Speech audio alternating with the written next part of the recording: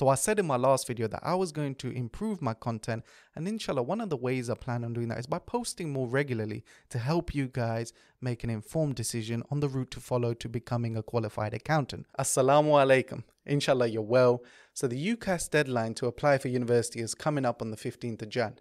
And today I'm going to talk about why you should be applying to university, even if you want to do a gap year or go and do a school leaver or apprenticeship. So at this stage, you may be thinking, hold on a minute, you recommend school leaver programs to people. Why are you telling us to go to university? And that's not the case. I'm just telling you to apply to university so that you keep your options wide open. So I'm going to give you 3 reasons today why you should still consider university as a viable option to go and become a qualified accountant. So the first reason I'm going to talk about is something I've already touched upon briefly, and that's about keeping your options open.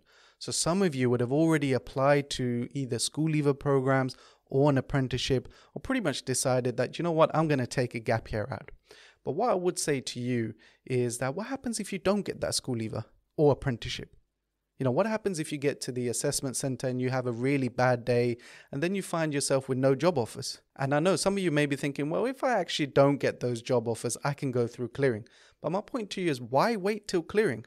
Why have that stress and uncertainty on your head that when you get your results, you'll have to be on the phone to universities?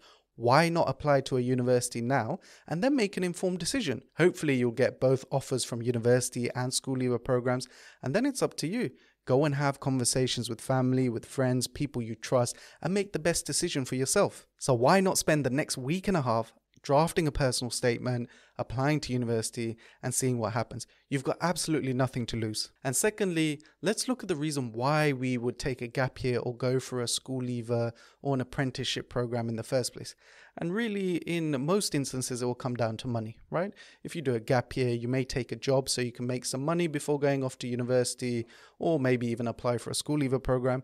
And if you go direct into applying for a school leaver program or an apprenticeship, you're making money and you're saving money because you're avoiding the student debt. So in a lot of instances, and this was the case for me as well, the biggest deciding factor in whether we do a school leaver program or an apprenticeship is money. Whether we like it or not, it's the truth. And there lies a big risk, because then we potentially overlook some of the benefits that are associated with going to university, right? Because we always just focus on the student debt side of things, but there is one massive benefit that trumps school leaver programs hands down, and that is the social development. How you develop by meeting people from different backgrounds, different ethnicities, potentially living out, having that independence where you don't have your parents doing things for you, or you don't have friends and family within the vicinity, so you are forced to go out and make friends at university. The communication skills you develop, the general interpersonal skills you develop from joining all the different clubs and societies, and in the long run, although I haven't felt that,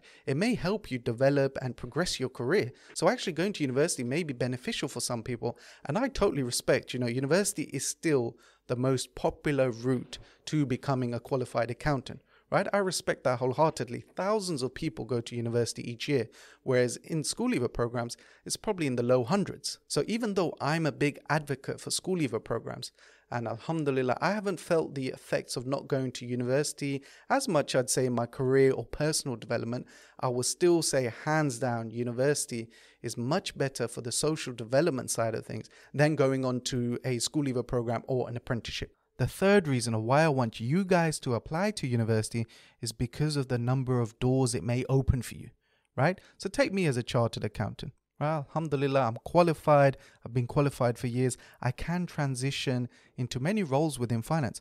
But say I wanted to completely switch careers. I don't know, I wanted to do teaching. You need a degree to do teaching, which I don't have. Yes, if I approach the profession and I went into detail, they may look at the fact that I'm a chartered accountant and they may get me in. But on the face of it, I don't have a degree, so I'm ineligible to apply. Again, if I want to go into, say, a retail program, right? I want to become an area manager as such at a big retailer. I can't go in because I don't have a degree. Whereas if you have a degree and say you go into law initially and you absolutely hate it, you're free to switch careers. I know people who have qualified in other professions, hated it, and then switch careers just because they have a degree and they are able to do so. They've joined grad schemes much later on in life and said, I actually hated my previous career and I thought I'd try something new. But I want to reiterate, the purpose of this video is to motivate you to apply to university, okay?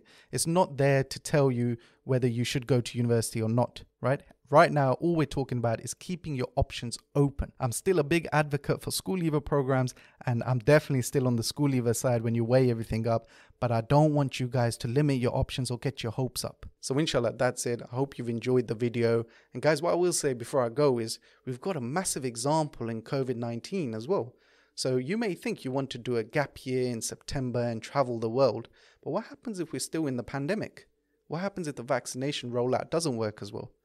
You won't be going on that gap year most likely, right? Secondly, who says you're even going to sit your exams? There's no certainty at the moment.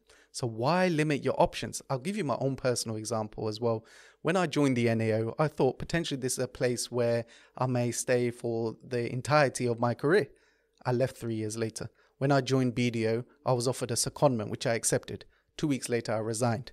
When I joined Ferguson, I enjoyed it a lot. A year and a half later, I left. Now I'm at TGX Europe. I don't know what the future holds for me, but what I do know is my mind is constantly changing. And for you guys, you may accept a school leaver program or an apprenticeship offer, but then 6 months down the line, you may feel like, oh, all my friends are going to university. I now want to go to university, right? So again, why keep your options limited? You guys have got important decisions to make about whether or not to go to university. If so, what course to apply for, what school leaver programs to apply for, assessment centers, how to deal with assessment centers. So inshallah, you find this content useful. As always, guys, I really do appreciate the support. So please do share the channel with your family and friends and encourage them to subscribe.